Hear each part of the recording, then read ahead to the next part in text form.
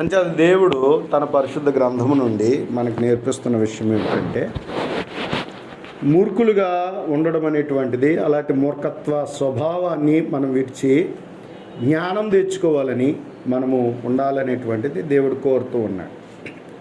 మూర్ఖత్వం అనేది అటువంటిది ఇంగ్లీష్లో ఫులిష్నెస్ అనేటువంటి పదం వాడబడింది. ఫులిష్నెస్ అంటే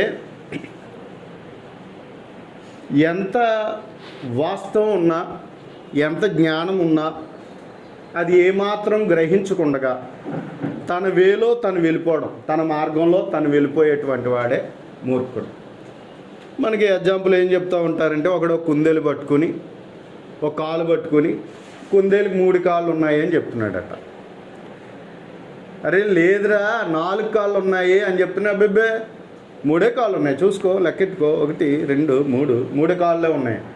లేదు నువ్వు కాలు పట్టుకున్నావు అది కనబడతలేదు కదా, అది కనబడతలేదు కదా, కనబడలేదు అంటే కాలు లేదు అన్నాడట. కాబట్టి అందుకని 3 కాళ్ళు ఉన్నాయి అంటే ఇలాంటి వాళ్ళు కొంతమందికి జ్ఞానము అందకుండగా, గ్రహించకుండగా తనకి ఏదైతే అర్థమైందో దానిని పట్టుకుని దాని ప్రకారంగా ఉండేటువంటి వాడే మూర్ఖుడు. అంటే సరైన జ్ఞానం లేకుండా, సరైన తెలివి లేకుండా, సరైన వివేకం కలిగి లేకుండా, ఏమాత్రం ఎంత వివరించినా అర్థం చేసుకోనకుండా ఉండేటువంటి వాడే ఎవరు అన్నట్లయితే మూర్ఖుడు. కాబట్టి దేవుని గ్రంథంలో పదే ఈ విషయాలు మనకి హెచ్చరిక చేస్తుంది. అంచేత మనం మూర్ఖత్వాన్ని గురించిన సత్యాన్ని తెలుసుకుని దేవుని ఎదుట జ్ఞానవంతులుగా మనల్ని మనం తీర్చిదిద్దుకోవడానికి మనం జాగ్రత్త పడాలి. ఎందుకంటే దేవుడు మనకి తన పరిశుద్ధ గ్రంథాన్ని ఇచ్చాడు. ఎందుకు దేవుడు 66 పుస్తకాలు కలిగిన తన పరిశుద్ధ గ్రంథాన్ని దేవుడు నీకు ఇచ్చాడంటే, గ్రంథమును చదువుట ద్వారా దేవుడు నీకు నాకు జ్ఞానం కలగాలని దేవుడు కోరుకుంటున్నాడు. గ్రంథం చదువుట ద్వారా, గ్రంథాన్ని పరిశీలించడం ద్వారా దేవుడు నీకు నాకు జ్ఞానము కలగాలనేటువంటిది దేవుడు మనం కోరుకుంటున్నాడు. అంచేత గ్రంథాన్ని ప్రతిదినము చదువుచు మనలో ఉన్న మూర్ఖత్వాన్ని తొలగించుకోవాలి. ప్రతిరోజు బైబిల్ చదువుతూ మనం చేయవలసింది ఏంటంటే, మనలో ఉండేటువంటి మూర్ఖత్వాన్ని ఎప్పటికప్పుడు సరిచేసుకుంటూ జ్ఞానం తెచ్చుకున్న వాళ్ళుగా, తెలివి తెచ్చుకున్న వాళ్ళుగా, బుద్ధి తెచ్చుకున్న వారుగా మనం బ్రతకవలసిన వారమై ఉన్నాం. కాబట్టి మూర్ఖత్వం అనేటువంటిది భక్తిహీనత, బుద్ధిహీనత, వెర్రితనము కలిగిన వారుగా ఉంటారు అనేటువంటి విషయం మనం గ్రహించాలి. కాబట్టి అందుకని ఎంత మనం గ్రంథం చదివితే, ఎంత గ్రంథాన్ని మనం దేవుని మాటలను పరిశోధిస్తే అంతలాగున దేవుడు మనకేమిస్తాడంటే బుద్ధి, జ్ఞానము దేవుడు మనకిచ్చి చక్కటి ప్రవర్తన కలిగి ఉండేటువంటి వారిగా దేవుడు మనల్ని తీర్చిదిద్దుతాడు. దేవుని వాక్యానికి అంత శక్తి ఉంది. అందుకే 2 అంచెలు గల ఖడ్గము కంటే, ఎటువంటి ఖడ్గము కంటే వాడిగలదని, అది హృదయం యొక్క తలంపులను ఏం చేస్తుంది అన్నట్లయితే శోధిస్తుంది అనేటువంటి విషయము దేవుని వాక్యం చెప్తూ ఉంది. దేవుని వాక్యం శక్తి గల, ఎంతటి వాడికైనాను బుద్ధి చెప్తుంది, ఉపదేశిస్తుంది, బుద్ధి చెప్తుంది, గద్దిస్తుంది, ఖండిస్తుంది. అందుకని మనస్ఫూర్తిగా దేవుని మాట వింటే, దేవుని వాక్యాన్ని చెవియొగ్గితే దేవుడు మనలో ఉన్నటువంటి మూర్ఖత్వాన్ని తొలగించి బుద్ధి గలవారిగా, జ్ఞానం గలవారిగా దేవుడు మనల్ని చేస్తాడు. అందుకే దేవుడు తన పరిశుద్ధ గ్రంథం దేవారాత్రులు చదవాలి అనేటువంటి దేవుడు కోరాడు. అంచేతను మనము ప్రతిదినము బైబిల్ చదవలసిన వారమై ఉన్నాం. సర్వసాధారణంగా పిల్లల్లో మనం చూసినట్లయితే స్వాభావికంగా వాళ్ళకి ఏమొస్తుంది అన్నట్లయితే, వాళ్ళలో మూఢత్వము అనేటువంటిది చిన్న పిల్లల్లో నుంచి సహజంగా వస్తుంది అనేటువంటి విషయం దేవుని గ్రంథం చెప్తున్నాడు. సామెతల గ్రంథం 22వ అధ్యాయము 13వ వచనం. సామెతల గ్రంథం 22వ అధ్యాయం మనం చూసినట్లయితే 13వ వచనం మనం చూడగలిగినప్పుడు,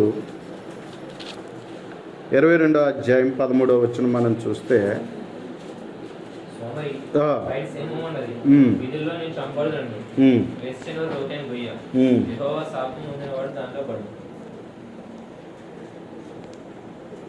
పదిహేనవ వచనం చూద్దాం.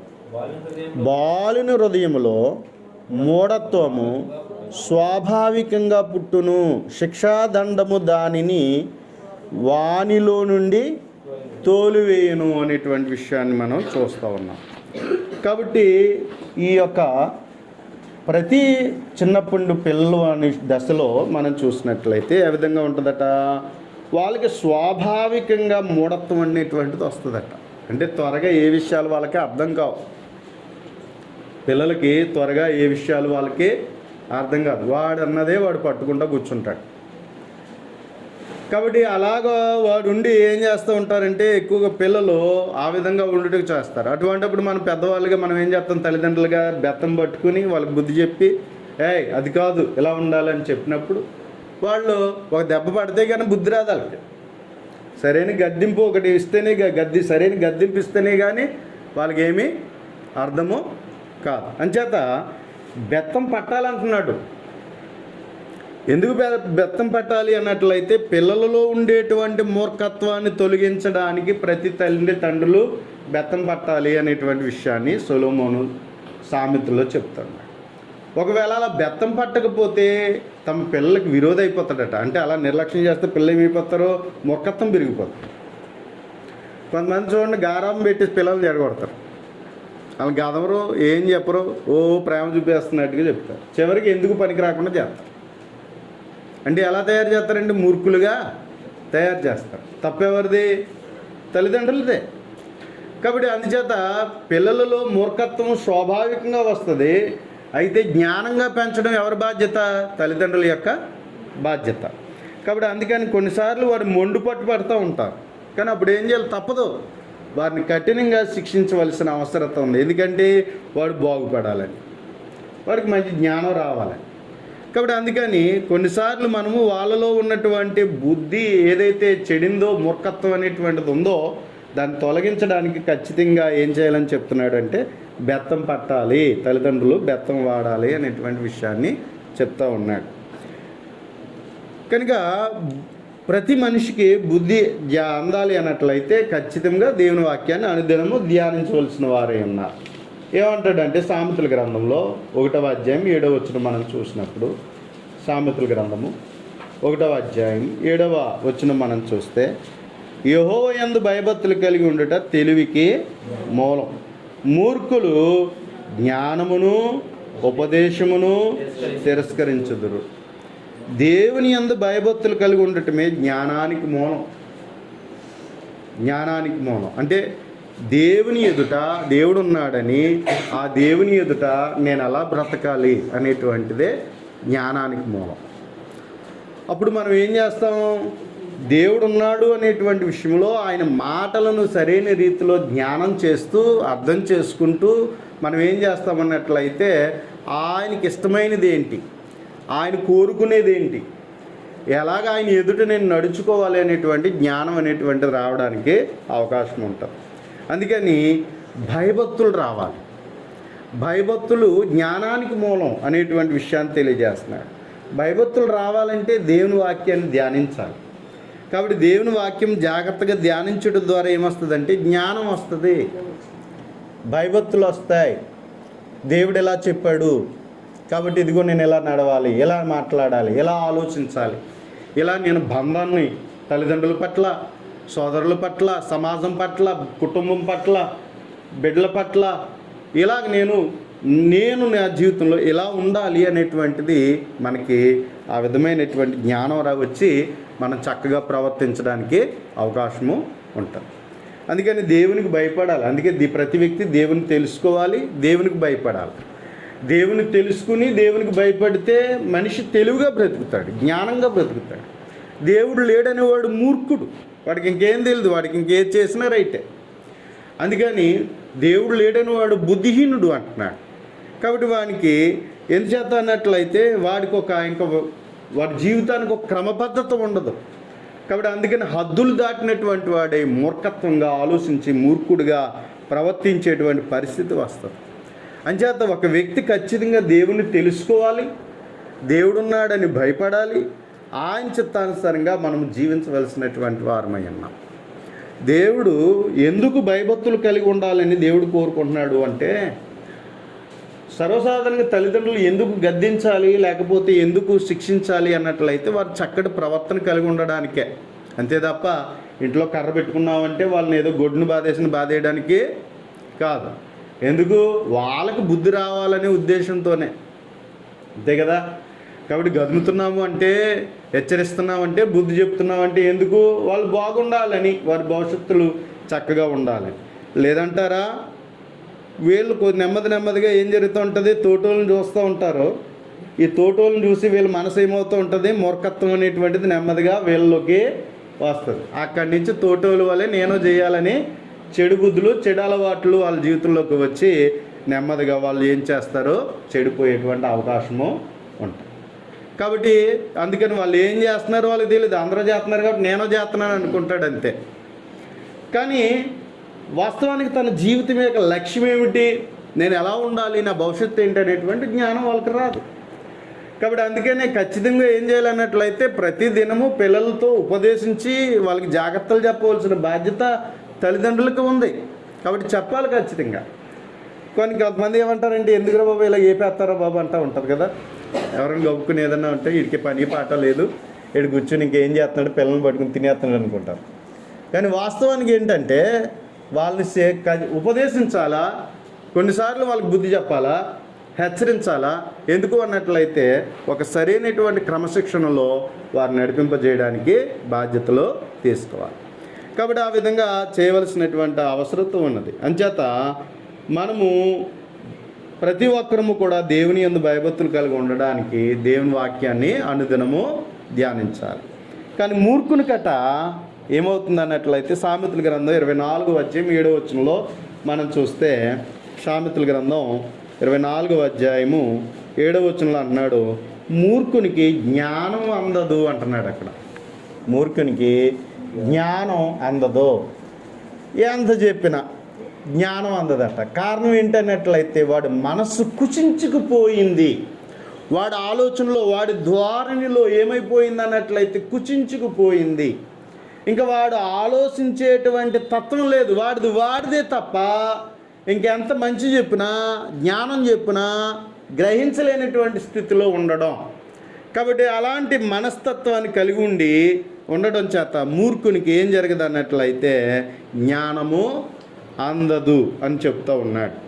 కాబట్టి ఇంకా ఏం చెప్తున్నాడు అన్నట్లయితే 24:9 చూస్తే, మూర్ఖుని యోచన పాపం. వాడికి వచ్చే ఆ పనికిమాలన్నీ ఆ పనికిమాల ఆలోచనలు వస్తాయట అండి. మూర్ఖుడు అనేటప్పటికే వాడికి ఏమొస్తాయంటే పనికిమాలినటువంటి ఆలోచనలు వస్తూ ఉంటాయి. కాబట్టి అలాంటి పనికిమాలినటువంటి ఆలోచనలతో తన జీవితాన్ని తను ఏం చేసుకుంటాడంటే నాశనం చేసుకుంటాడు. వాడు ఆలోచించేటువంటి ఆలోచనలే పనికిమాలిన ఆలోచన. అరే నేను ఎందుకు ఇలా ఆలోచిస్తున్నాను, ఇది మంచి ఆలోచన కదా అని ఉండదట. వాడు ఏం చేస్తాడంటే వాడి మనస్తత్వం అలాంటిది కాబట్టి, అలా చేసుకున్నాడు కాబట్టి ఏమొస్తుంది అన్నట్లయితే పనికిమాలినటువంటి ఆలోచనలు, పాపపు యోచనలు కలిగిన వాడిగా ఉంటాడు అనేటువంటి విషయం చెప్పబడుతున్నది. అలాగే మనం చూసినట్లయితే 15:5 మనం చూసినప్పుడు అక్కడ అంటున్నాడు, తండ్రి చేయి శిక్షను తిరస్కరిస్తాడట. మూర్ఖుడు అనేవాడు ఒకళ్ళు ఎంత కొట్టినా వాళ్ళు ఏం చేస్తూ ఉంటారంటే తల్లిదండ్రుల మీద తిరగబడే వాళ్ళుగా, లెక్క చేయని వారిగా, మొండు వాళ్ళుగా మారిపోయేటువంటి వాళ్ళని మనం చూస్తూ ఉంటాం. అటువంటి వాళ్ళు ఎవరు అన్నట్లయితే దేవుని గ్రంథం చెప్తుంది వారు మూర్ఖులు. తల్లిదండ్రులు ఎంత చెప్పినా మాట వింటలేదంటే, లెక్క చేయట్లేదంటే వాళ్ళు ఏమొచ్చేసింది, ఏం పెరిగిపోయింది, మూర్ఖత్వం పెరిగిపోయింది. అంచేత ఎంత చెప్పినా ఇంకేం చేయాలంటే కొట్టినా దానికి అర్థం లేదు. మా నాన్న ఏదో నన్ను అర్థమాలు తిట్టేస్తున్నాడు, మా అమ్మ ఏదో నన్ను మాట్లాడితే కొట్టేస్తుంది అనుకుంటారు. కానీ అరే నాలో ఈ తప్పు ఉంది కదా, ఇందుని బట్టే కదా నన్ను కొడుతున్నారు, ఇందుని బట్టే కదా నన్ను గద్దెత్తున్నారనే ఆలోచన మట్టుకు వాళ్ళకి రాదనమాట.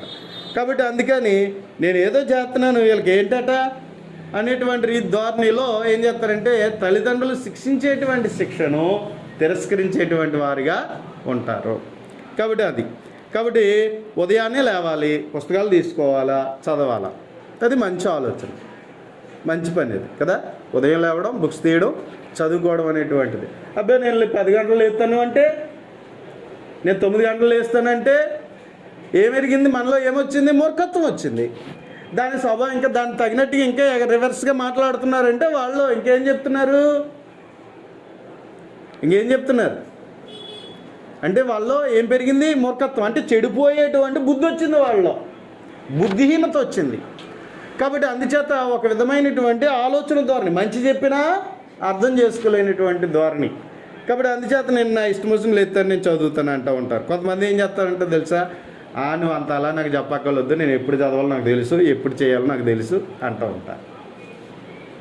అంటే వాళ్ళలో ఏముంది, మూర్ఖత్వం అనేటువంటిది ఉన్నది అనేటువంటి విషయాన్ని గ్రహించాలి. ఇలాంటి తల్లిదండ్రులు మంచి చెప్పినా సరే ఇలా ఎదురు చెప్తున్నారు అంటే వాళ్ళు మూర్ఖులు, మూర్ఖత్వం అని దేవుడు చెప్తున్నాడు, దేవుని గ్రంథం చెప్తున్నది.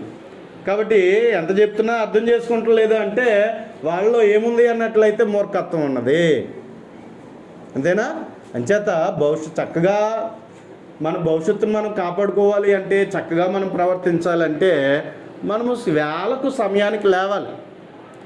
సమయానికి లేచడం ద్వారా మనకి ఏం జరుగుతుందంటే ఆరోగ్యం ఉంటుందట, చక్కగా పనిపాట్లు చేసుకుంటాం, బాధ్యత కలిగి వ్యవహరించే వాళ్ళుగా ఉంటాం. లేకపోతే ఏమవుతుందో మొద్దుబారిపోతాం. ఏమైపోతుంది? మొద్దుబారిపోతుంది. మైండ్ ఏమైపోతుంది? నెమ్మదిగా మొద్దుబారిపోతుంది. చాలామంది నేను తెలివైన అనుకోవచ్చు, కానీ తెలివైన వాళ్ళు అందరూ ఏం చేస్తారో తెలుసా, చెడు పనులకు అలవాటు పడి మొత్తానికి ఎందుకు పనికిరాని వాళ్ళ కింద అయిపోతారు. తెలివైన వాళ్ళే అయిపోయి వీడి అంత తెలివైనోడని అంటారు, కానీ తెలివైనోడే కానీ చెడు అలవాట్లకు అలవాటు అయిపోయి ఏం చేసుకుంటాడు, మొత్తం ఎందుకు పనికిరానోడు అయిపోయిన వాళ్ళు. తాగుడుకు లోనైనోడు తెలివైనోడే, బలమైనోడే, కానీ ఏం చేసుకున్నాడు, తాగేసేసి ఆరోగ్యం పాడు చేసుకున్నాడు. మత్తు వల్ల తన మానసిక స్థితి చెడిపోయింది కదా. మత్తు వల్ల ఏమైపోద్ది, మానసిక స్థితి. అలాగే కొంతమంది జీవితంలో ఏం చేస్తూ ఉంటారు, కొన్ని వ్యామోహాలకు లోనైపోతూ ఉంటారు. ఇంకా అదే మాట్లాడితే ఇంకా ఆ వ్యామోహమే. తల్లిదండ్రులకు బాధ్యతలు ఏం పట్టించుకోరు, ఇంకా గౌరవాలు ఇంకేమి చూడరు. వాళ్ళు ఏం చేశారంటే ఒక పిచ్చిలో పడిపోయారట, ఒక వ్యామోహంలో పడిపోయారట. అందుకని వాళ్ళకి మాట్లాడితే ఆ వ్యామోహంలో ఉండిపోయి చివరికి ఏం చేస్తారు, ఎంత తెలివైనడైనా చివరికి తన భవిష్యత్తును నాశనం చేసుకునేటువంటి వాళ్ళని మనం చూస్తూ ఉన్నాం. తెలివైన వాళ్ళే, కానీ తెలివైన వాళ్ళు చేతగాని వాళ్ళు అయిపోయారు. ఎందుకు అయిపోయారు అంటే వాళ్ళు పనికిమాల ఆలోచనలు వచ్చాయి. అంటే ఒక విధమైనటువంటి మూర్ఖత్వం వాళ్ళ జీవితంలోకి వచ్చింది. అంటే మంచిని ఆలోచించగలిగేటువంటి, జ్ఞానంగా ఆలోచించగలిగేటువంటి మనస్సు ఏమైపోయిందంటే చచ్చుబడిపోయింది, పనికి రావట్లే. అంచేత ఏం జరుగుతుంది అనేటువంటి విషయాన్ని మనం చూడగలుగుతున్నట్లయితే వారు ఈ విధంగా ప్రవర్తించేటువంటి పరిస్థితి ఉంది. ప్రభు అయినటువంటి యేసుక్రీస్తు ఈ లోకంలో ఉన్నప్పుడు ఆయన అపోస్తులను 12 మంది అపోస్తులను తనతో చేర్చుకున్నాడు కదా. 12 మంది అపోస్తులను తనతో చేర్చుకునేటప్పటికి వాళ్ళకి దేవుడు ఏమి అవకాశం ఇచ్చాడంటే స్వస్థపరచగలిగేటువంటి అవకాశం ఇచ్చాడు, అద్భుతాలు చేయగలిగేటువంటి శక్తిని ఇచ్చాడు యేసుక్రీస్తు. అలా పంపించాడు వాళ్ళు. కానీ ఒక రోజును వాళ్ళు ఏం చేస్తున్నారు అన్నట్లయితే ఒక దెయ్యం పట్టిన వాడిని వదిలించలేకపోతున్నారు. యేసు ప్రభు ఏమో రూపాంతర కొండ మీదకి వెళ్ళాడు, ఆయన రూపాంతరం పొందాడు, ఆయన కొండ దిగి తిరిగి వస్తూ ఉన్నాడు. ఇలా తిరిగి వస్తూ ఉన్నప్పుడు జరిగినటువంటి పరిస్థితి ఏంటి అన్నట్లయితే అక్కడికి వచ్చేటప్పటికి వారి దెయ్యాన్ని వదలగొట్టలేనటువంటి పరిస్థితి జరిగింది. అందుకని ప్రభు అయినటువంటి యేసుక్రీస్తు ఏం చెప్పాడో చూద్దాం. మత్తయి సువార్త 17వ అధ్యాయం మనం చూడగలిగినట్లయితే, మత్తయి సువార్త 17వ అధ్యాయం మనం చూడగలిగినప్పుడు 17వ అధ్యాయం 17వ వచనం, 17వ అధ్యాయం 17వ వచనం మనం చూస్తే, అందుకు యేసు విశ్వాసం లేని మూర్ఖతరం వారులారా, మీతో నేను ఎంతకాలం ఉందును, ఎంతవరకు మిమ్మల్ని సహింతును, వాడిని నా యొద్దకు తీసుకుని రండి చెప్పాను. అంతటి యేసు ఆ దయ్యమును గద్దింపగా అది వాడిని వదిలిపోయాను. చూడండి, మనం దేవుని దగ్గరికి వస్తున్నా, వాక్యం చదువుతున్నా, మనకి ఏం రావాలి, దేవుని మీద ఒక స్థిరమైన నమ్మకం అనేటువంటిది మనకి రావాలి. దేవుడు అది మనల్ని కోరుతున్నాడు. వాక్యం వినుట ద్వారా, దేవుని కార్యములను చూచుట ద్వారా, ఏమండి, దేవుని ద్వారా మనం అనేక సంగతులను అనుభవిస్తూ ఉన్నప్పుడు మనకు ఎవరు అర్థం కావాలంటే దేవుడు అర్థం కావాలి, దేవుడు చేసే కార్యాలు అర్థం కావాలి. కనుక ప్రియమైనటువంటి దేవుని వారలారా, ఇక్కడ మనం చూసినట్లయితే ఇదిగో 12 మంది అపోస్తులు వారు ఉన్నారు. 3 తీసుకువెళ్ళాడు, 9 మంది కింద ఉన్నారు. ఒకడు దెయ్యం పట్టిన వాడిని తీసుకుని వచ్చి అయ్యా స్వస్థపరచండి అంటే వీళ్ళు ప్రార్థన చేశారు కానీ స్వస్థ కలగదు. ఎందుకంటే వీళ్ళకి ఆ విధమైన విశ్వాసం లేదు. అందుకని ప్రభు ఏం చెప్తున్నాడంటే విశ్వాసము లేని మూర్ఖతరం వారులారా అంటున్నాడు. విశ్వాసము లేని మూర్ఖతరం వారులారా అని గద్దిస్తూ ఉన్నాడు. అంటే మనము దేవుని మూలంగా విశ్వాసము ద్వారా ఏం చేయాలి? మనము దేవుని ద్వారా అనేక విషయాలను జయించేవారిగా ఉండాలి. ఎందుకంటే విశ్వాసం బట్టి మనం ఏం చేయగలుగుతామంటే లోకాన్ని జయించగలుగుతాం. నీ విశ్వాసం బలమైనదైతే ఎంతటి సమస్య అయినా సరే నువ్వు పరిష్కరించగలవు. దేవుడు విశ్వాసం బట్టి దేవుడు ఆ విధమైన కార్యసిద్ధి చేయగలిగినటువంటి వాడిగా దేవుడు ఉన్నాడు. కాబట్టి విశ్వాసం ద్వారా జరిగినటువంటి విషయములు ఏంటి అనే విషయాన్ని మనం చూసినప్పుడు, ఇదిగో ఎరుకో పట్టణం గుండా వాళ్ళు ఏం చేశారంటే కోట చుట్టూ వాళ్ళు ఏం చేశారు? 6 రోజులు తిరిగి 7వ రోజున మరలా 7 మార్లు తిరిగినప్పుడు అది ఏం చేయబడింది అన్నట్లయితే ఆ బలమైనటువంటి గోడ ఏమైపోయింది? కూలిపోయింది. అవునా? దాన్ని ఎవరు కదపకుండగానే ఏమైపోయింది? ఆ గోడ సైతం ఎంత పెద్ద గోడ అది! ఇల్లులు కట్టుకున్నటువంటి గోడ అంటే ఎంత పెద్ద గోడ! కాబట్టి అంత వెడల్పైనటువంటి గోడ వీరు 6 దినాలు ప్రదక్షిణం చేసి 7వ దినాన్ని 7 మారులు వారు ఆ గోడ చుట్టూ తిరిగినప్పుడు జరిగినటువంటి పరిస్థితి ఏంటంటే ఎరుకో గోడ ఏమైపోయింది అన్నట్లయితే కూలిపోయింది. ఎవరు పడగొట్టకుండానే కూలిపోయింది. కారణం ఏంటంటే వీరు విశ్వాసము ద్వారా వాళ్ళు ఏం చేశారు అన్నట్లయితే ఎరుకో చుట్టూ వారు తిరిగారు అనేటువంటి విషయాన్ని మనం చూస్తాం. కాబట్టి ఇదిగో గొలియాతుని జయించిన వాడిగా దావీదుని మనం చూస్తూ ఉన్నాం. దావీదు ఎంతటి వాడు? ఒక బాలుడుగా ఉన్నటువంటి వాడిగా మనం చూస్తూ ఉన్నాం. మరి బాలుడుగా ఉన్నటువంటి వాడు గొలియాతు అయినటువంటి వాడిని ఏం చేశాడంటే ఎదుర్కొని ఏం చేశాడు అన్నట్లయితే అతడు పోరాడి గెలిచినటువంటి రీతిని మనం చూడగలుగుతాం.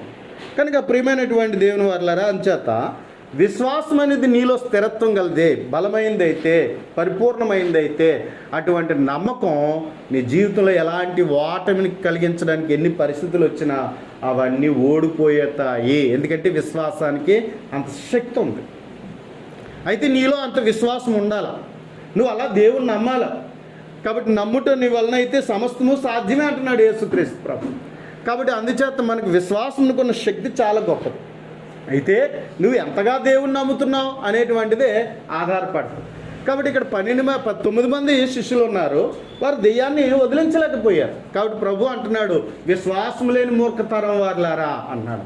అంటే దేవుణ్ణి మనం ఎలా నమ్మాలో, వాక్యం ద్వారా ఎలాగ ఆయన యందు విశ్వసించాలో అలా మనం విశ్వసించలేనటువంటి పరిస్థితి మనకు ఉన్నట్లయితే మనలో విశ్వాసం లేని మూర్ఖులమే అనేటువంటి విషయాన్ని మనకి ఇక్కడ దేవుని వాక్యం చెప్తుంది.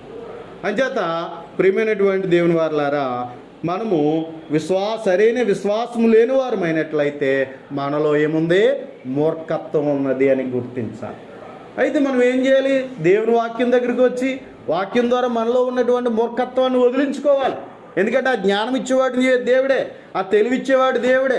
అంతే తప్ప అది అలా కాకుండా మనలో ఉన్నటువంటి మూర్ఖత్వాన్ని అదే పట్టుకుని కూర్చుంటే నీ జీవితాన్ని నువ్వే నాశనం చేసుకునేవాడు. అందుకని దేవుని మీద పరిపూర్ణమైన నమ్మకాన్ని మనం కలిగి ఉండవలసినటువంటి వారమై ఉన్నాం. ప్రియమైన వారులారా, అంతేకాకుండా లోకంలోనికి సువార్త ప్రకటించబడుతుంది కదా.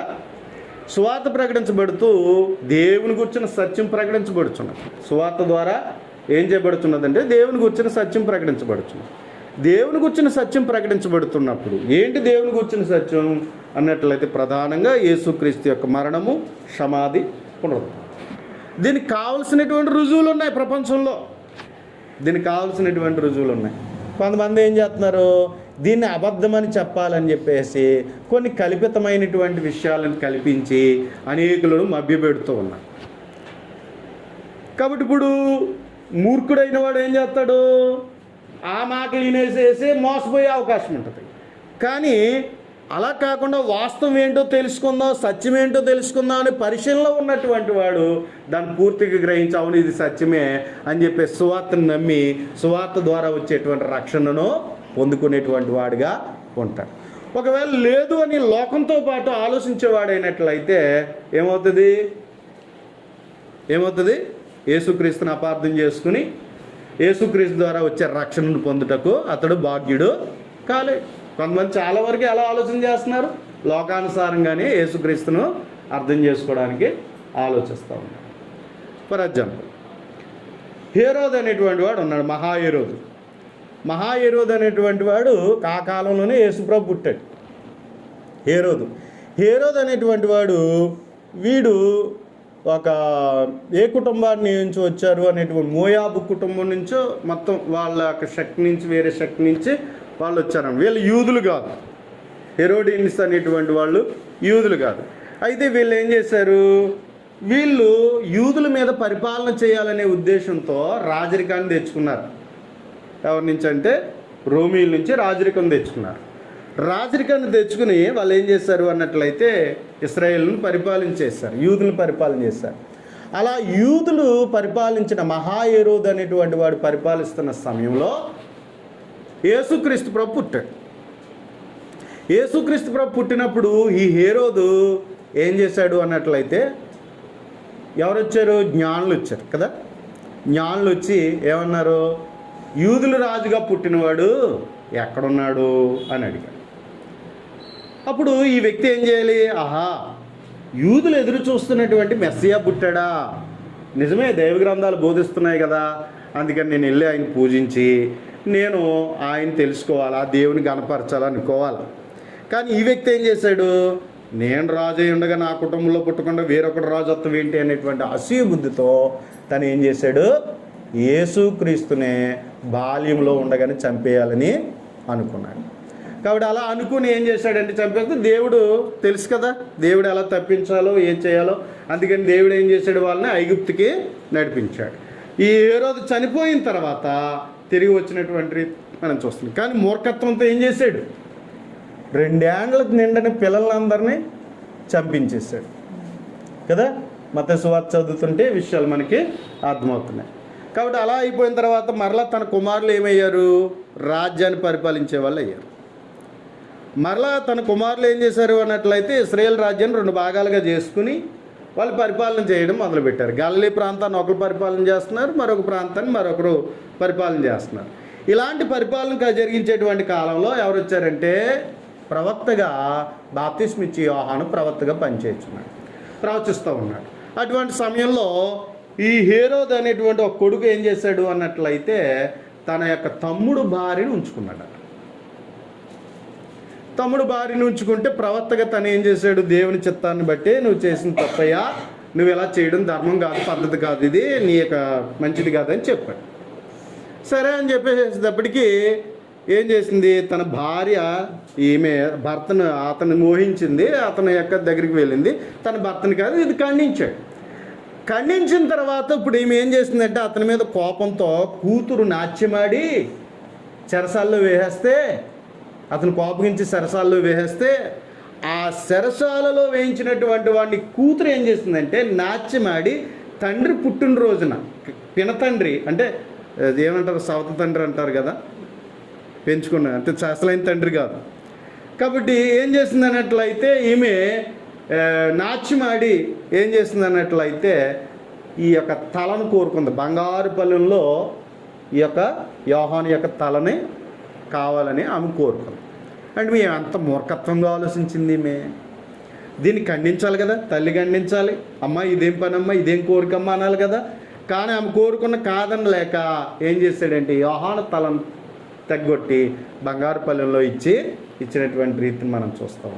అంటే కొన్నిసార్లు డబ్బు, కొన్నిసార్లు తాగుడు, కొన్నిసార్లు ఏబిచారాలు, కొన్నిసార్లు ఏమండి కొన్ని ఉండేటువంటి వ్యసనాలు మనిషిని మూర్ఖులుగా చేసేస్తాయి కదా. ఇంకా అదే తాండవం చేస్తుంది వాడికి. వాడు ఏం కలిగి ఉన్నాడో ఆ తప్పుడు ఆ భావాలతోనే, ఆ పాపిష్టి ఆలోచనలతోనే, ఆ విధంగానే జీవిస్తూ తను ఏం చేస్తాడు అన్నట్లయితే వాస్తవికతను మరిచి, అసలు ఎలా బ్రతకాలనే సంగతి మరిచి ఏం చేస్తూ ఉంటాడంటే జ్ఞానాన్ని కోల్పోయిన వాడిగా ఉంటాడు. కాబట్టి ఇది మనం చూస్తున్నాం. హేరోదు అలాగే తను ఉంచుకున్న భార్య ఏమండి, అలాగే తన కుమార్తె విషయంలో జరిగినటువంటి పరిస్థితిని మనం చూస్తూ ఉన్నాం. కాబట్టి అప్పటికే ఏం జరిగింది, యేసుప్రభు వచ్చాడు, యేసుప్రభు అద్భుతాలు చేస్తున్నాడు, ఇవన్నీ చేస్తున్నా అతను మాత్రం యేసుప్రభుని అర్థం చేసుకోలేదు. అవునా? కొంతమంది ఏం చేస్తారంటే చెప్పుడు మాటలే వింటారండి, వాస్తవాలని గ్రహించరు. కొంతమంది ఏమంటారు, చెప్పుడు మాటలే వింటారు, అది అవునా కాదని ఆలోచించరు. ఎవరో ఏదైనా చెప్తే మూర్ఖంగా వెళ్ళిపోయి ఆ ప్రకారంగానే ఆలోచించేటువంటి వాళ్ళుగా ఉండేటువంటి రీతిని మనం చూస్తూ ఉంటాం. మనుషులలో మూర్ఖత్వం కొన్నిసార్లు మనుషులు చెప్పే మాటలను ఆధారం చేసుకుని మూర్ఖులుగా తయారవుతూ ఉంటారు. చూడండి, యేసుక్రీస్తు ప్రభుని ఈరోజు చాలామంది ఏమనుకుంటున్నారు? విదేశీ దేవుడు. ఏ దేవుడట? అమెరికా దేవుడట. ఇంకేమంటారు? బ్రిటిష్ వాళ్ళు దేవుడు అంటారు. ఇంకేమంటారు? యేసుప్రభు మాదిగ దేవుడండి అంటారు. ఎవరైనా గొప్పకుని ఎవరైనా యేసుప్రభు ఎవరైనా నువ్వు అందులో కలిసిపోయావా అంటారు. అవునా? ఇలాంటి రీతిగా మాట్లాడేటువంటి రీతిని మనం చూడగలుగుతాం. లేకపోతే పరాయి మతము, ఇది ఒక మతం అనేటువంటి రీతిలో ఆలోచించేటువంటి ధోరణి సమాజంలో చూస్తాం. చాలామంది ఆ విధంగానే అర్థం చేసుకుని ఆ విధంగానే యేసుప్రభుని చూసేవాళ్ళు ఉన్నారుగా, బైబిల్ని చూసేవాళ్ళు ఉన్నారు కదా. కానీ వాస్తవం ఏంటో చూద్దాం, పరిశీలిద్దాం, అలాగే దేవుని వాక్యాన్ని విందాం అనుకో. నేను కూడా ఇంచుమించు 10వ తరగతి వరకు కూడా పూర్తిగా నాకు క్రిస్టియానిటీ పట్ల సరైన అవగాహన లేదు. యేసుక్రీస్తుని గురించిన సరైన అవగాహన లేదు. నేను చెప్పిన మాటలను బట్టి ఆ ప్రకారంగానే చెప్పేవాడిని, అలాగే తిట్టేవాడిని నా తోటి ఫ్రెండ్స్తో. ఎవరన్నా ఉంటే మీ దేవుడు గొప్ప, మా దేవుడు గొప్ప అంటూ ఇలాగ నేను ఏం చేసేవాడిని, దెబ్బలాడేవాడిని. కానీ బైబిల్ చదివిన తర్వాత వాస్తవం ఏంటి అనేటువంటి పరిశీలన చేసిన తర్వాత నాకేమర్థమైంది అన్నట్లయితే యేసుక్రీస్తుని గురించిన సత్యం నాకు అర్థమైంది. కాబట్టి నేను ఏం చేశానంటే యేసుక్రీస్తు ద్వారా వచ్చిన రక్షణను, ఆశీర్వాదాలు కలిగి ఉండటకు దేవుడు నాకు అవకాశము ఇచ్చాడు. ఒకవేళ నేను అదే మూర్ఖత్వం కలిగి ఉంటే ఈ రోజుకి నేను యేసుప్రభుని అర్థం చేసుకోగలనా? కాబట్టి నా జీవితం చెడిపోను. వాస్తవానికి ఈరోజు నేను యేసుప్రభుని అంగీకరించబోతే పెద్ద తాగుబోతుని అవుతుంది, పెద్ద వ్యభిచారం అవుతుంది. ఏంటి? చాలా మూర్ఖత్వంగా, నేను చాలా దారుణమైనటువంటి వ్యక్తిగా నేను వ్యవహరించేవాడిని. కానీ ఈరోజు నా జీవితంలో దేవుని మాటలు నా బ్రతుకును మార్చాయి. కాబట్టి దేవుని వాక్యం నన్ను హద్దుల్లో పెడుతుంది, సరైన ఆలోచన కలిగింపజేస్తుంది. కాబట్టి దేవుని గ్రంథం చదువుతున్నప్పుడు అవును కదా, నాలో ఇలాంటి ఆలోచనలు రాకూడదని నేను సరి చేసుకుంటున్నాను, నాలో ఇలాంటి క్రియలు ఉండకూడదని సరి చేసుకుంటున్నాను. కాబట్టి దేవుని చిత్తానుసారంగా నేను ఉండాలి అనేటువంటిది నన్ను నేను జాగ్రత్త చేసుకునేటువంటి వాడిగా ఉండేటువంటి అవకాశం దేవుని వాక్యం నన్ను నడిపిస్తూ ఉంది. ఒకవేళ నా జీవితంలో వాక్యమునకు చోటు ఇవ్వకపోతే పెద్ద మూఢుడుగా నేను చాలా దారుణమైనటువంటి వ్యక్తిగా, సమాజానికి చీడపురుగుగా బ్రతికేవాడు. సమాజానికి చీడపురుగుగా నా జీవితం ఉండేదన్నమాట. కానీ ఈరోజు నా జీవితాన్ని సరిచేసింది ఏంటి అన్నట్లయితే దేవుని వాక్యం. కాబట్టి అలాగే ఎవరైతే దేవుడు అర్థమవుతారో, దేవుని వాక్యం అర్థమవుతుందో వారి జీవితాలు దేవుని యొక్క జ్ఞానంలో ఉండడానికి అవకాశము ఉంటుంది.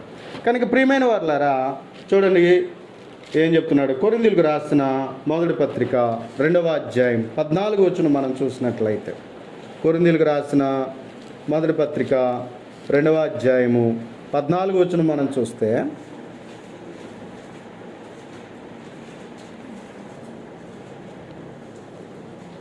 ప్రకృతి సంబంధి అయిన మనుష్యుడు దేవుని ఆత్మ విషయములను అంగీకరింపడు, అవి అతనికి వెర్రితనముగా ఉన్నవి, అవి ఆత్మానుభవం చేతని వివేచింపదగును కనుక అతడు వాటిని గ్రహింపజాలడు. చాలామంది బైబిల్ చదువుతూ ఉంటారు, కానీ వాళ్ళు తీరుగానే చదువుతారే తప్ప బైబిల్గా అర్థం చేసుకోరు. ఏమనంటే బైబిల్లో తప్పులు ఉన్నాయంటారు, లేకపోతే బైబిల్ని ఏదో ఒక విధంగా తప్పు పట్టడానికి ప్రయత్నం చేస్తూ ఉంటారు. ఎందుకు అనేటువంటి విషయంలో అయితే వారు ప్రకృతి సంబంధం. ఇప్పుడు సైంటిస్ట్ ఉన్నాడు అనుకో, భావవాదకుడు ఉన్నాడు అనుకోండి, భౌతికవాది ఉన్నాడు అనుకోండి, వాడు ఎలా చదువుతాడు అన్నట్లయితే బైబిల్ తనకు అనుకూలంగా చదువుతాడు. అందుచేత బైబిల్ వాడికి అర్థం కాదు. కాబట్టి అందుకని ఇలాగన లోక సంబంధులుగా ఉన్నటువంటి వారికి దేవుని వాక్యం ఎంత చదివినా వారికి అర్థమో కాదు, ఎందుకంటే వారు లోకానుసారంగా ఉన్నారు. కాబట్టి అందుకని దేవుని వాక్యమును వారికి గ్రహించదు. అందుకని అవి ఎలా ఉంటాయంటే వారికి వెర్రితనంగా ఉంటాయి అనేటువంటి విషయాన్ని తెలియచేస్తూ ఉన్నారు. అలాగే మనం ఇంకా కిందకి మనం చూసినట్లయితే 27వ అధ్యాయం సామెతల గ్రంథం 22వ వచనం, సామెతల గ్రంథము 27వ అధ్యాయము 22వ వచనం మనం చూసినట్లయితే, మూడునినట ఏంటి ఇక్కడ చెప్తున్నాడు చక్కగా. చూడండి 27వ అధ్యాయంలో 22వ వచనం మనం చూస్తే, మూడుని రోటిలో నీ గోధుమలలో వేసి రోకటి దంచినను వాని మూడత వాని వదిలిపోదు అని చెప్తున్నాడు. వదిలిపోదు. ఒక్కోసారి మనం ఏం చేస్తాం, రోట్లలో దంచుతూ ఉండేవారు కదా పూర్వం. ఇప్పుడు అంటే మనకి మిక్సీలు వచ్చాయి. పూర్వం ఏముండేవి, ఏం చేసేవారు, రోట్లో వేసేవారు. రోట్లో దంచితే ఏమవుతుంది? పిండి కింద అవుతుంది. అంటే దాన్ని మార్పు చేస్తుంది, మార్పు వస్తుంది. ఎంత దంచితే అది మార్పు వస్తుంది. అవునా? అలా ఏం చేసేవారు? దంచేవారు. కానట మూర్ఖున్నట రోట్లో వేసి ఎంత దంచుతున్నా సరే వాడు మూఢత్వం పోదట. అంటే వాడు పట్టుకున్నదే పట్టుకుంటాడు. ఇంకా వాడు పట్టుకున్నది ఎంత చెప్పండి, ఎన్ని చేయండి, ఎన్ని విధాలుగా వాడికి ఎన్ని దెబ్బలు తగిలినా బుద్ధి రాదు. వాడికి ఎన్ని దెబ్బలు పట్టుకుని వాడు పట్టుకున్నదే పట్టుకుంటాడే తప్ప వాస్తవాన్ని ఎప్పటికీ గ్రహించలేనటువంటి స్థితిలో ఉంటాడు అనేటువంటి విషయం. అంచేత వాడి మూర్ఖత్వం వాడికి సరైంది. ఇంకెంత చెప్పినా వాడికి అర్థము కాదు అనేటువంటి విషయాన్ని మనం చూస్తాం. కాబట్టి మూఢుడికి ఎంత చెప్పినా, అంటే ఎన్ని విధాలుగా వాడిని ఎన్ని దెబ్బలు తగిలినా, ఎంత చెప్పినా, ఎన్ని చేసినా వాడికి ఏమి రాదు. వాడి మూర్ఖత్వం వాడిని విడిచిపెట్టదు. అంటే కొంతమంది ఇలాంటి మూర్ఖులు ఉంటారు. కొంతమంది తాగేసేసి బాగా దెబ్బలు తినేస్తూ ఉంటారు. కాలు చేరిపోయిన పరిస్థితికి కూడా వెళ్తారు. మళ్ళీ అదే స్థితి. అంతేనా? మళ్ళీ ఎక్కడికి వెళ్తారు? అరే తాగితే నా అనారోగ్యం వచ్చేస్తుంది, నేను అప్పుల పాలైపోతున్నానని తెలుసు, కానీ మళ్ళీ వెళ్ళి ఎక్కడికి వెళ్ళి పడిపోతారు? మళ్ళీ అందులోకి వెళ్తారు. అవునా? కొన్నిసార్లు మనకు అర్థమవుతూనే ఉంటాయి మనం చేసే మన మూర్ఖత్వం ఏంటో. అయినప్పటికీ మనకేమి రాదు, బుద్ధి రాదు. అదనమాట. ఎవరించినా అర్థం కాదు, కొట్టినా బుద్ధి రాదు, ఎన్ని చేసినా అర్థం కాదు. నాదే అంటూ కూర్చుంటారనమాట. ఇంకా అంతే. ఇంకా అటువంటి వారికి ఇంకా వారి జీవితంలో మార్చడం కష్టం. కాబట్టి ప్రియమైన వారులారా, జ్ఞానానికి మూలం దేవుని గ్రంథం. ఇదే మనకు ఆధారం. జ్ఞానంగా బ్రతకడం అంటే దేవుని గ్రంథం ప్రకారంగా మనం బ్రతకాలి, దేవుని చిత్తానుసారంగా బ్రతకాలి. అది కాకుండా నువ్వు ఏదైనా ఒకవేళ నీ జీవితంలో లోకానుసారంగా ఆలోచన కలిగి నువ్వు జీవిస్తున్నావు అంటే నువ్వు ఒక మూర్ఖుడు అనేటువంటి సంగతి దేవుని గ్రంథం మనకు తెలియపరచబడుచున్నది. కాబట్టి ప్రియమైన వారులారా, కొంతమంది చూడండి, ఎంత గ్రంథం చదువుతున్నా సరే వాళ్ళు పట్టుకున్నది వదలరు. దేవుని సన్నిధికి వస్తారు, ఇక్కడే వింటారు, ఇక్కడే మర్చిపోతారు. అరే ఇలా దేవుని గ్రంథం బోధించింది దేవుడు నాతో చెప్పాడు కదా అనేటువంటి జ్ఞానం ఉండదు. చూడండి, కొంతమంది రోజు బైబిల్ చదవరు, కొంతమంది ప్రార్థన చేయరు. అవునా? కొంతమంది దేవుని సన్నిధికి క్రమంగా రారు. అంటే వాళ్ళు ఏముంది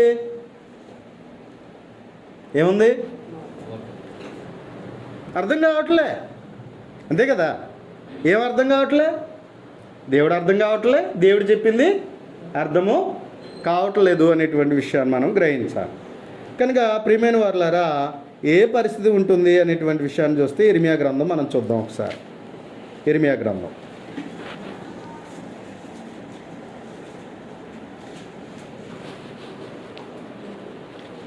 ఇర్మియా గ్రంథాన్ని మనం చూసినట్లయితే ఆ కాలంలో వారు ఏ స్థితిలో ఉన్నారు అనేటువంటి విషయాన్ని మనం చూసినప్పుడు వారిని గూర్చిన సంగతులు ఇక్కడ మనకి చెప్పబడుతున్న రీతిని మనం చూస్తాం. 18వ అధ్యాయం చూద్దాం ఒకసారి.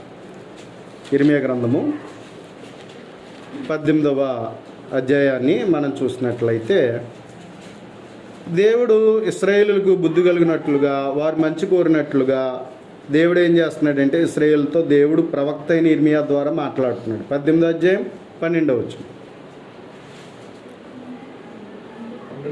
అందుకు వారు మీ మాట నిష్ప్రయోజనం, మేము మా ఆలోచనలు చెప్పున నడుచుకుందాము, మేమందరం మా మూర్ఖ హృదయం చెప్పున ప్రవర్తించదము అందరూ. ఇర్మియా వెళ్ళి పెందలకాడే వెళ్ళి వాళ్ళకి ఎంత బోధిస్తున్నా ఎంత చేస్తున్నా ఏమంటున్నారంటే వీళ్ళు చాలే చెప్పుకొచ్చాలేవయ్యా, నీ గొడవ నీది మా గొడవ మాది అన్నటువంటి రీతిలో ఉన్నారట.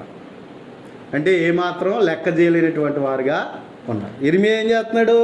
దేవుడు చెప్పినటువంటి సందేశాన్ని వారి మధ్యకి తీసుకువెళ్ళి, అయ్యా యూదులారా, అయ్యా ఇశ్రాయేలులారా, ఇదిగో మారుమనసు పొందండి అయ్యా, దేవుని మాట వినండి అయ్యా, దేవుని జ్ఞానం తెచ్చుకోండి అయ్యా అని ఏం చేస్తున్నాడంటే అతడు బోధిస్తూ ఉంటుంటే వాళ్ళు ఏం చేస్తున్నారంటే మా మూర్ఖత్వాన్ని బట్టి మేము నడుస్తామయ్యా, నీ మాట మాకు అవద్దయ్యా అనేటువంటి రీతిలో ఉన్నటువంటి రీతిని మనము చూడగలం. అక్కడికి ఎవరు ఏం చేస్తున్నాడు? పాపం ఏడుస్తూ బోధిస్తున్నాడట. ఇర్మియా గ్రంథం అంతా చదివితే ఇర్మియా ఏడుస్తూ చెప్పాడు వాళ్ళకి, అయినప్పటికీ వాళ్ళు వినలేదట. కనుక ప్రియమైన వారు లెక్క చేయలేనటువంటి వారుగా ఉన్నటువంటి రీతిని మనము చూడగలుగుతూ ఉన్నాం. కాబట్టి అందుకని ఏమన్నాడు అంటే, మూర్ఖుడు ఎప్పుడు కూడా పోరే కోరుకుంటాడట, గొడవ పెట్టుకోవడానికి చూస్తాడట. ఎందుకంటే వాడికి అర్థం కాదు కదా, నువ్వు నాకు చెప్పడం ఏంటి అన్నట్లుగా, నీ మాట నేను వినవలసింది ఏంటి అన్నట్లుగా ఏం పెట్టుకుంటాడు అన్నట్లయితే పోరునే కోరుకుంటాడు అని సామెతల గ్రంథం 20:3 మనం చూడగలుగుతూ ఉన్నాం. అలాగే తర్వాత మనం చూసినట్లయితే ఈ మూర్ఖుని యొక్క యోచన అంటే వాడు ఎలా ఉంటాడు అంటే బుద్ధిహీనత కలిగి ఉంటాడు, బుద్ధి కలిగి ప్రవర్తించడని చెప్తూ ఉన్నాడు. సామెతల గ్రంథం 19:1. సామెతల గ్రంథం 19:1 చూస్తే, బుద్ధిహీనుడై తన పెదవులతో మూర్ఖంగా మాట్లాడువానికంటే యథార్థంగా ప్రవర్తించు దరిద్రుడే శ్రేష్ఠుడు అన్నాడు. అంటే బుద్ధిహీనుడై తన పెదవులతో మూర్ఖంగా మాట్లాడేవాడు అంటే ఏ మాటలు వస్తాయి? మూర్ఖపు మాటలు వస్తాయి, మూర్ఖంగా మాట్లాడతాడు. కాబట్టి జ్ఞానంగా మాట్లాడరా అనేటువంటి విషయాన్ని మనము చూస్తూ ఉన్నాం. 3వ వచనం మనం చూస్తే అక్కడ ఏమంటున్నాడు? 3వ వచనం, అటివాడు హృదయమున యెహోవా మీద కోపించును. 2వ వచనం అండి, 2వ వచనం బి పార్ట్ మనం చూస్తే, ఒకని మూర్ఖత వాని ప్రవర్తనను ఏం చేస్తుందంట? తారుమారు చేస్తుంది. ఎందుకంటే సరైన యోచన రాదు, వాడు ఆలోచించిన ఆలోచనే పాపిష్ట ఆలోచన, ఒక మంచి ఆలోచన రాదు, జ్ఞానం అందదు. అంచేత వాని ప్రవర్తన ఏమైపోతుంది? తారుమారు అయిపోతుంది, సరైన రీతిలో ప్రవర్తించేటువంటి స్థితిలో ఉండలేడు అనేటువంటి విషయాన్ని మనము చూస్తూ ఉన్నాం. 15:21 ఏమన్నాడంటే, బుద్ధి లేని వానికి మూడతే సంతోషం అంట. బుద్ధి లేని వానికి మూడత అంటే వాడి మూఢత్వమే వాడికి సంతోషం అంట, వాడు చేసేదే వాడికి సంతోషం అంట. ఇదేట్రా బాబు ఇలా చేస్తున్నావు అంటే, నేను ఇలాగే ఉంటాను, ఇది నాకు సంతోషం అంటాడనమాట. కాబట్టి ఇలాంటి విధానముగా మూర్ఖుడు ఏం చేస్తాడంటే తన మూఢత్వంలోనే సంతోషించేటువంటి వాడిగా ఉంటాడు. అలాగే 14:3 ఎలా ఏమంటాయని చెప్పబడుతుందంటే సామెతలో, మూఢులు గర్వం కలిగిన వాళ్ళుగా ఉంటారట.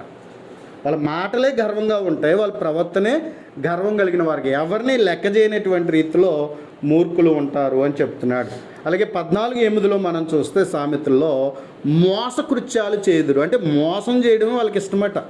మూర్ఖులైనటువంటి వాళ్ళు తమను తాము మోసం చేసుకుంటారు, ఎదుటి వాళ్ళని మోసం చేస్తూ వారు బ్రతికేటువంటి స్థితిని వారు కలిగి ఉంటారు అనేటువంటి చెప్తూ ఉన్నాడు. 12-15 మనం చూస్తే, మూడిని మార్గం వాని దృష్టికి సరైనది అని చెప్తున్నాడు. అంటే వాడు ఎన్నుకున్న మార్గమే, అంతే తప్ప ఎంతవరకు జ్ఞానం గలది, ఎంతవరకు సత్యమైనది, ఎంతవరకు తెలివైనది, ఎంతవరకు వివేకం కలిగినది, దేవునికి అనుకూలంగా ఉందా లేదా అనేటువంటి ఆలోచన లేనటువంటి వాడిగా తను వేసుకున్నటువంటి మార్గంలోనే తను పోతాడట గుడ్డిగా. కానీ తను ఏమాత్రం కూడా ఆలోచన చేయనటువంటి వాడిగా ఉంటాడు అనేటువంటి విషయం చెప్తుంది. అంచేత ప్రియమైన వారులారా, దేవుడు మనతో చెప్పేటువంటి విషయం ఏమిటంటే, మూర్ఖులతో సహవాసము చేయొద్దు. మూర్ఖులతో ఏం చేయొద్దు అంటున్నాడు? ఎందుకంటే మూర్ఖులతో సహవాసం చేయవాడు ఏమైపోతాడు? చెడిపోతాడు అని చెప్తున్నాడు సామెతల గ్రంథం 13వ. కాబట్టి మనం ఎవరితో సహవాసం చేయాలి? మంచి వాళ్ళతో స్నేహం చేయాలండి. 13:20 జ్ఞానుల సహవాసం చేయవాడు జ్ఞానం గలవాడగును, మూర్ఖుల సహవాసం చేయవాడు చెడిపోవును అని చెప్తా ఉన్నాడు. కాబట్టి అందుకని పురుషుడు జ్ఞానంగా ఉండాలి, స్త్రీ కూడా జ్ఞానంగా ఉండాలి. జ్ఞానం గల స్త్రీ తన ఇంటిని కట్టుకుంటుందట, మూఢురాలు తన ఇంటిని పెరికి పారేస్తుందట. అంటే ఏం చేసుకుంటుంది? తన ఇంటిని ఈదిలో పెట్టుకుంటుంది, లేకపోతే నాశనం చేసుకుంటారు. కాబట్టి చివరికి ఎందుకు పనికి రాకుండా తన కుటుంబాన్ని చేజేతులారా నాశనం చేసుకునే స్థితిలో ఎవరుంటారు అన్నట్లయితే మూర్ఖురాలు ఉంటుంది అని చెప్పుకొచ్చాడు. దేవుడైతే జ్ఞానం కలిగి ఉండాలని కోరుకుంటున్నాడు. కాబట్టి జ్ఞానంగా ప్రతి ఒక్కరూ మనం ఉండాలని, మన పిల్లలు బాల్యం నుంచే జ్ఞానం కలిగిన వారికి ఎదగాలనేటువంటిది దేవుడు కోరుతున్నాడు. అలా జ్ఞానంగా పెంచడం తల్లిదండ్రుల బాధ్యత. సృష్టికర్త అయిన దేవుని తెలియపరచాలి, యేసుక్రీస్తుని గురించిన సత్యం చెప్పాలి, సంఘమును గురించిన సత్యం చెప్పాలి. కాబట్టి రక్షణను గురించిన సత్యం మన పిల్లలకి చెప్పాలి, దేవుని యందు భయభక్తులు ఎలా కలిగి ఉండాలో మనం నేర్పించాలి. ఇవన్నీ బాల్యం నుండి మనం సరైన విధానంలో మనం పెంచకపోతే మనకేమొస్తుంది? మన పిల్లలు ఏమైపోతారు? మూర్ఖులైపోతారు. అందుకని ఎప్పటికప్పుడు ఏం చెప్పాలి? ప్రార్థన చేసుకో, వాక్యం చదువుకో, ఒకవేళ ఏదైనా మాట్లాడుతున్నా ఇది మనకు తగదు అని చక్కగా మన పిల్లలకు అర్థమైన రీతిలో చెప్పవలసిన బాధ్యత మనదే. ఒకవేళ అలా చెప్పకుండా మనం వ్యవహరిస్తే మనం ఏం చేస్తున్నామంటే మన కుటుంబాలు మనమే ఏం చేసుకుంటున్నాం? నాశనము చేసుకుంటున్నాం. ఈరోజు మన పిల్లలు ఒక త్రాగుబోతోలుగా, తిరిగిబోతోలుగా ఇలాంటి పరిస్థితులు ఒకవేళ మన పిల్లలు ఆ స్థితికి వచ్చారు అంటే తప్పెవరిది? తల్లిదండ్రులదే తప్పు. కాబట్టి అందుచేత మనం ఏం చేయాలి? మన పిల్లలను జాగ్రత్తగా హెచ్చరించి, గద్దించి, బుద్ధి చెప్పి క్రమశిక్షణలో పెట్టవలసిన బాధ్యత ఎవరిది? తల్లిదండ్రులది. కాబట్టి అందుచేత సహజంగా మూర్ఖత్వం వస్తుంది. నేను చదవనంటారు, నేను సరదాగా తిరిగి వస్తానంటారు, లేకపోతే నా తోటి స్నేహితులు ఎలా ఉన్నానంటారు.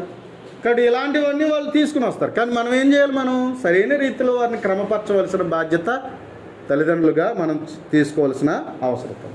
ఒక విషయం గుర్తుపెట్టుకోండి, ఏ రోజుకి ఆ రోజు బైబిల్ చదవకపోతే మనం మూర్ఖులం అయిపోతాం. ఏ రోజుకి ఆ రోజు మనం ప్రార్థన చేయకపోతే మూర్ఖులం అయిపోతాం. దేవుని సన్నిధికి క్రమంగా వెళ్ళకపోతే మనలో ఏమొస్తుంది? మూర్ఖత్వం వస్తుంది. మూర్ఖులుగా ఎవరు చేయాలనుకుంటున్నారు?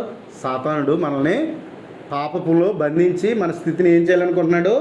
మూర్ఖులుగా చేయాలని వాడు చేస్తున్నాడు. ఎందుకంటే లోకంలో ఎన్నెన్నో పనికిమాలని ఆలోచనలు ఎన్నెన్నో ఉన్నాయి, పనికిమాల మార్గాలు ఎన్నెన్నో ఉన్నాయి. దేవునికి చెందనటువంటి పనికిమాల మార్గాలు ఎన్నో ఉన్నాయి భూమి మీద, అవునా?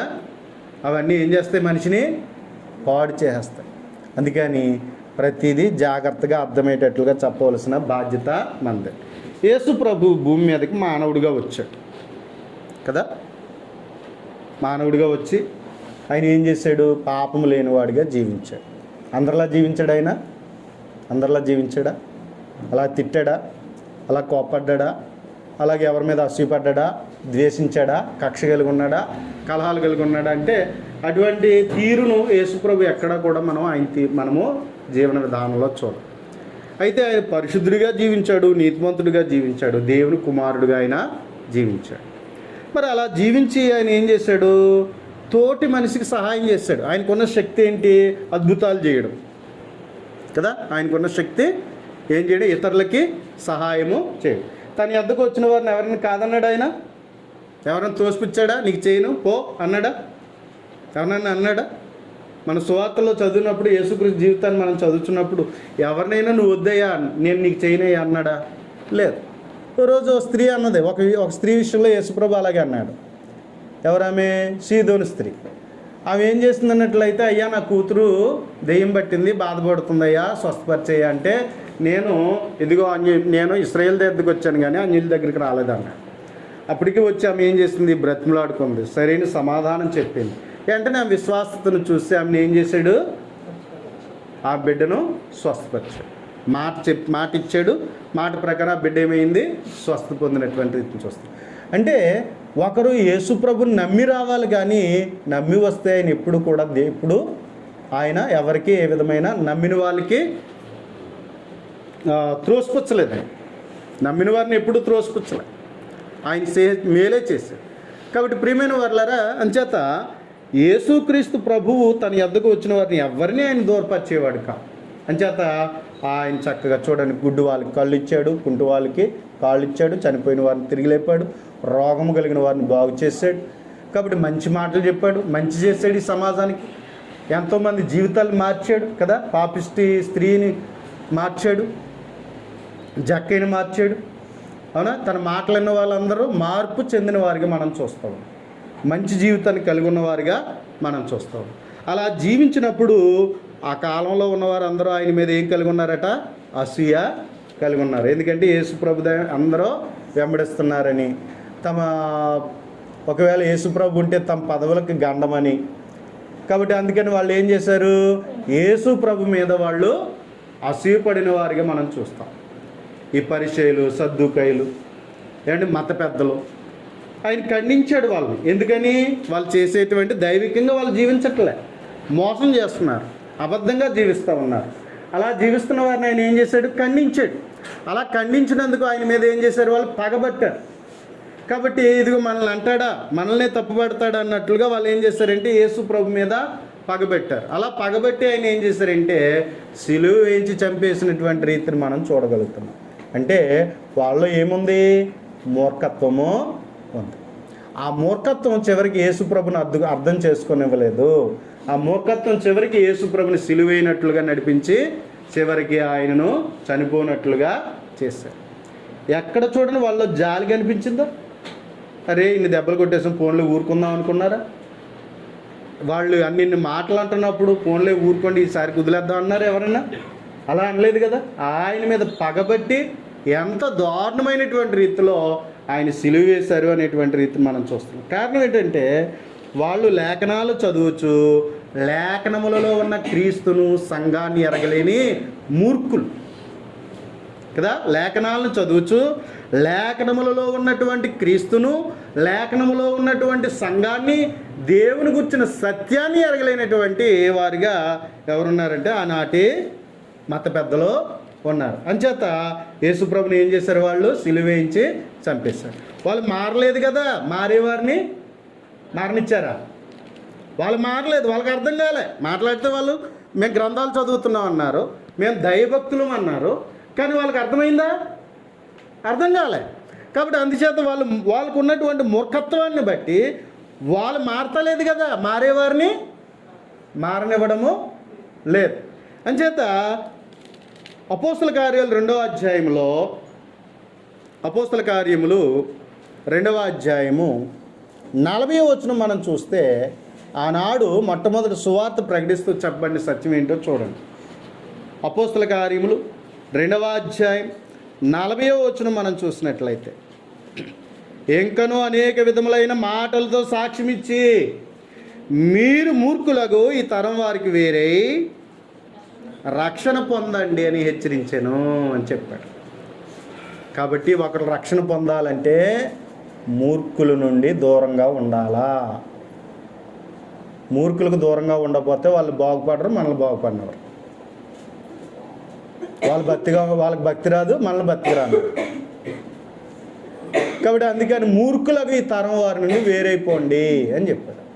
కాబట్టి అందుకని ఒక రక్షణ కలిగి జీవించాలంటే మూర్ఖులతో సహవాసము చేయకూడదు. మూర్ఖులతో సహవాసం చేసినాడు ఏమైపోతాడట? చెడిపోను. నువ్వు బాప్తిసం పొందుండొచ్చు, రక్షణ పొందుండొచ్చు, కానీ నీ సహవాసం మూర్ఖులతో అయితే అయిపోయింది. అవునా? అప్పుడప్పుడు మనల్ని ఏం చేస్తారు? మనల్ని ప్రశ్నలు వేస్తూ ఉంటారు కదా. ఇప్పుడు కూడా ప్రతి ఆదివారం వెళ్ళిపోవాలా?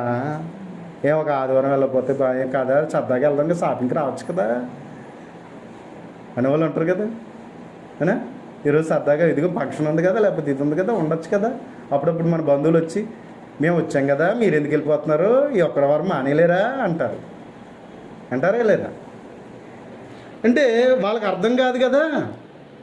చివరికి మనల్ని వాళ్ళు రారు, మనల్ని వెళ్ళనివ్వరు.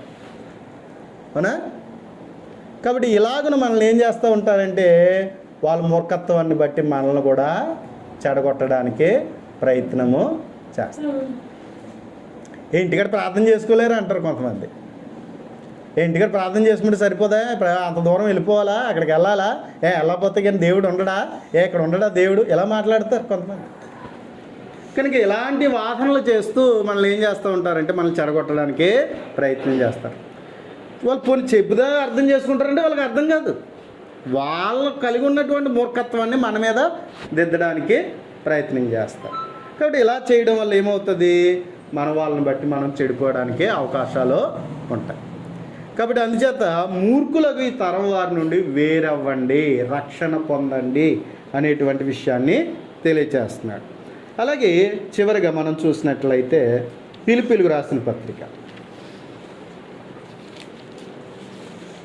ఫిలిప్పీయులకు రాసిన పత్రిక 2వ అధ్యాయం, ఫిలిప్పీయులకు రాసిన పత్రిక 2వ అధ్యాయం 14వ వచనం మనం చూద్దాం. ఫిలిప్పీయులకు రాసిన పత్రిక 2వ అధ్యాయం 14వ వచనం, మీరు మూర్ఖమైన వక్రజనం మధ్య నిరపరాధులను, నిష్కలాంకులను, అనింజులనైన దేవుని కుమారులగునట్లు సనుగులను, సంశయములను మాని సమస్త కార్యములను చేపట్టుడి. ఇటు జనం మధ్య మీరు జీవవాక్యమును చేతపట్టుకుని లోకమునకు జ్యోతుల వలె కనబడుచున్నారు అని చెప్తున్నాడు. మీరు మూర్ఖమైన వక్ర జనం మధ్య. నిజమే, మనం ఎలాంటి సమాజంలో ఉన్నాం, ఎలాంటి వారి మధ్య మనం బ్రతుకుతున్నాం? దేవుని అర్థం కానీ, దేవుని వాక్యం అర్థం కానీ, దేవుని చిత్తమును గ్రహించలేని వారి మధ్య మనం జీవిస్తున్నాం. అవునా కదా? అవునా కదా? కాబట్టి ఇలాంటి మూర్ఖమైన వక్ర జనం మధ్య మనం ఎలా ఉండాలట? ఎలా ఉండాలంటున్నాడు? నిరపరాధులను, నిష్కలాంకులను, అనింజులనైన దేవుని కుమారులు అవ్వాలి, దేవుని కుమారులుగా జీవించాలి. ఎందుకు అన్నట్లయితే వీళ్ళు మారండి, అక్కడితో అంతటితో ఆకుండా మనల్ని కూడా చెరిపేద్దామని చూస్తుంటారు, పాడు చేద్దామని చూస్తారు. మన విశ్వాసాన్ని పాడు చేయాలని, మన భక్తి జీవితాన్ని పాడు చేయాలని, దేవునికి చెందిన వారుగా ఉండేటట్లుగా ఏం చేస్తూ ఉంటారు? పాడు చేస్తూ ఉంటారు. అలాంటి మూర్ఖత్వమే ఎవరికి ఉంది? యేసుక్రీస్తుని తెలియనప్పుడు, సువార్తను గురించిన సత్యం తెలియనప్పుడు, అపోస్తలుడైన పౌలు పరిచయుడిగా ఉన్నప్పుడు అదే విధమైన మూర్ఖత్వంతో ఏం చేశాడు? ఆయన సంఘాన్ని హింసించాడు. యేసుక్రీస్తు నమ్మిన వాళ్ళు అనేటప్పటికే ఆయన ద్వేషించాడు. కాబట్టి వాళ్ళని పట్టుకుని చెరసాల్లో వేశాడు. కానీ ఎప్పుడైతే ప్రభు తనను పట్టుకున్నాడో, ఎప్పుడైతే వాక్యము తనకు అర్థమైందో, తన కనులు తెరవబడ్డాయో, అక్కడి నుంచి ఏం చేశాడు? ఆ సువార్త నిమిత్తం శ్రమ పడ్డడానికి తను ఇష్టపడ్డాడు. సంఘాన్ని హింసించిన ఆయన సంఘ క్షేమాభివృద్ధి కొరకు ఎన్ని పాటలైనా, ఎన్ని కష్టాలైనా, ఎన్ని బాధలైనా అనుభవించడానికి తను ముందుకు వచ్చి అలా జీవించిన వ్యక్తిగా మనం చూస్తున్నాం. అర్థం కానంత వరకు మూర్ఖుడే, అర్థమవుతే జ్ఞానంగా ప్రవర్తిస్తారు. కాబట్టి ప్రియమైన వాళ్ళరా, కాబట్టి ఇలాంటి మూర్ఖుల మధ్య మనం ఉంటున్నాం. ఎందుకంటే వాళ్ళు ఉండరు కదా, మనలో ఉండేవారు, వాళ్ళకి అర్థం కాదు కదా, మనల్ని అర్థం కాకుండా చేయడానికి ప్రయత్నం చేస్తూ ఉంటాం. కాబట్టి ఇటువంటి వారి మధ్య మనం ఏం చేయాలంటే, మనము ఇదిగో వాళ్ళ మార్పు కొరకు మనం నిరపరాధులుగా ఉండాలి, నిష్కలాంకులుగా ఉండాలి. ఎందుకని? మూర్ఖుడు ఎప్పుడు ఏం చేస్తాడు? మనలో ఉన్న లోపాన్నే చూస్తాడు కానీ వాస్తవాన్ని చూడడం. అవునా? అసలైన నిజాన్ని ఆవిడ పట్టుకోడు. ఏదైనా చిన్న వంకర తగిలితే చాలా వంకర పట్టుకుని నిలబడుతూ ఉంటారు. అవునా? చిన్న వంకర పట్టుకునే ఉంటారు. చాలామంది చూడండి ఏమంటూ ఉంటారు? యేసుప్రభు మంచోడు కానండి, యేసుప్రభు నమ్ముకున్న వాళ్ళు అందరూ మంచోళ్ళు కాదండి. అందుకని అంటే ఎవరు నమ్మట్లేదట? యేసుప్రభుని నమ్మట్లేదట. అందరూ అలాంటోళ్ళేనా? అందరూ అలాంటోళ్ళేనా? అంటే ఎవరో ఒకరిని కనబడ్డారో ఆ ఒక్కరిని ఆధారం చేసుకుని మొత్తం అందరినీ తప్పంటూ ఉంది. రైటా? కాబట్టి మూర్ఖుడికి ఏం కనిపిస్తుంది అంటే ఇదే కనిపిస్తుంది. వాడికి ఆ చిన్న లోపమాన్ని పట్టుకుంటూ ఉంటాడు. ఏదో ఒక చిన్న అవకాశం దొరుకుతుంది, అదే పట్టుకొని మొత్తం అంతటి మీద ఏం చేస్తూ ఉంటాడు? బురద జల్లడానికి ప్రయత్నము చేస్తూ ఉంటాడు. కనుక ప్రియమైన వాళ్ళ అంచేత మనము ఇలాంటి మూర్ఖులు ఉన్నారు కాబట్టి మనలో చిన్న తప్పు కనబడితే అదే పట్టుకుని ఏం చేస్తారు? మనల్ని నిందించే అవకాశాలు ఉన్నాయి. కాబట్టి మనం ఎలా ఉండాలంటే నిరపరాధులను, నిష్కలాంకులను, ఇంకేమన్నాడు? అనింజులను, దేవుని కుమారులగినట్లు సనుగులను, సంశయములను మాని ఏం చేయాలట? మనం సమస్త కార్యములను చేయడి. అట్టి జనం మధ్యను మీరు జీవవాక్యమును చేతపట్టుకుని జ్యోతుల వలె, లోకమందు జ్యోతుల వలె కనబడుతున్నారు. అందుకని మనకు ఆధారం ఏంటి? వాక్యం. అందుకే గ్రంథాన్ని బాగా చదవాలి. గ్రంథాన్ని బాగా చదువుడు ద్వారా జ్ఞానం కలిగిన వారిగా ప్రవర్తిస్తాం, తెలివి కలిగిన వారిగా ప్రవర్తిస్తాం, వివేకం కలిగిన వారిగా ప్రవర్తిస్తాం. అంచేత ప్రియమైనటువంటి దేవుని వారలారా, గ్రంథాన్ని బాగా చదవండి. ఎంత బాగా గ్రంథాన్ని చదివితే మనలో ఉన్న మూర్ఖత్వం పోతుంది. ఎంత జీవవాక్యంని పట్టుకుని మనం జీవిస్తామో మూర్ఖులైన వారిని అనేకులకి మనమే వెలుగుగా ఉండి అనేకుల జీవితాలు మార్చడానికి దేవుడు మనల్ని నడిపిస్తాడు. అంచేత మన జీవితంలో మనము ఏ జ్ఞానానికి ఆధారమైనటువంటి వాక్యం ఏదైతే ఉందో ఆ వాక్యాన్ని అర్థం చేసుకొని ఆ వాక్య ప్రకారంగా మన జీవితాలు నిలబెట్టుకుంటే ఈ లోకంలో ఉన్న మూర్ఖులకి జవాబిచ్చే వాళ్ళుగా మనం ఉంటాం. అలా ఉండాలని దేవుడు మనం కోరుకుంటున్నాడు. అంచేత మన జీవితంలో ఒకవేళ నీ జీవితంలో ఒకవేళ ఏ విధమైన మూర్ఖత్వం ఉంటే ఎప్పటికైనా సరి చేసుకోనండి. లేదా మూర్ఖునికి ఈపు కట్ట ఏముంటాయి? దెబ్బలు. ఏముంటాయి? మూర్ఖునికి ఈపుకి ఏముంటాయి? దెబ్బలు. చివరికి మూర్ఖుడు చెడిపోయిన వాడు అవుతాడు. ఎందుకు? పనికిరాని వాడు అయిపోతాడు. వాడి మూఢత్వం వాడిని పాడు చేస్తాడు. అంచేత ప్రియమైనటువంటి దేవుని వారలారా, యేసు ప్రభు ఇలాంటి మూఢత్వం కలిగిన లోకాన్ని బాగు చేయడానికి వస్తే ఈ మూఢులందరూ ఏం చేశారు? ఆయన్ని సిలువేసి చంపేశారు. కానీ అయినప్పటికీ దేవుడు కృప చూపించి మనందరము ఆయన సువార్త ద్వారా మనందరము కూడా జ్ఞానం తెచ్చుకోవాలని, దేవుని పిల్లలుగా మారాలని దేవుడు మనందరికీ దేవుడు ఇటువంటి కృపనిచ్చాడు. అంచేత మరి దేవుడు నీకు ఇచ్చినటువంటి ఆ గ్రంథాన్ని, ఆయన వాక్యాన్ని నువ్వు ఎలా ధ్యానిస్తున్నావు? ప్రతిరోజు ఎలా జ్ఞానం తెచ్చుకుంటున్నావు? ఎలా తెలివి తెచ్చుకుంటున్నావు? ఎలా క్రీస్తులో నువ్వు నమ్మకంగా దేవుని పిల్లలుగా జీవించేవారుగా ఉన్నారో ఒక్కసారి మనల్ని మనం పరిశీలించుకున్నాం. లేకపోతే లోకంతో పాటు మనం మూర్ఖులమైపోతున్నామా? అలా ప్రవర్తిస్తున్నామా? ఒకవేళ అలా ప్రవర్తిస్తే వాళ్ళకి మనకి తేడా ఏంటండి? అవునా? వాళ్ళకి మనకి తేడా ఏముంది? అంచేత మనలో ఏ విధమైన మూర్ఖత్వం ఉంటే దేవుని ఎదుట ఒప్పుకుందాం.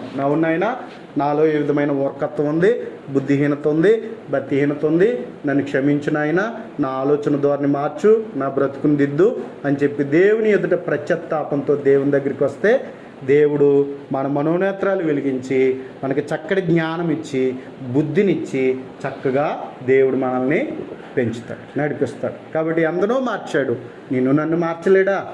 కాబట్టి మనం దేవుని దగ్గరికి వస్తే తప్పకుండా ప్రేమతో చేరదీసి మన బ్రతుకులు బాగు చేసేవాడు దేవుడు. అంచేత అందుకే రోజు మనం ఏం చేయాలా? బైబిల్ చదవాలి, ప్రార్థన చేయాలి, దేవుని సన్నిధి క్రమంగా రావాలి. ఇలా వస్తే మనలో ఉన్న మూర్ఖత్వాన్ని వదిలించుకుంటాం. లేకపోతే ఇది చేయకుండా నిర్లక్ష్యం వహిస్తే మనలో ఏమొచ్చేస్తుంది? మూర్ఖులైపోయే అవకాశం ఉంది. ఇక్కడ జాగ్రత్త పడదాం. శ్రద్ధ మీ అందరికీ హృదయపూర్వకంగా.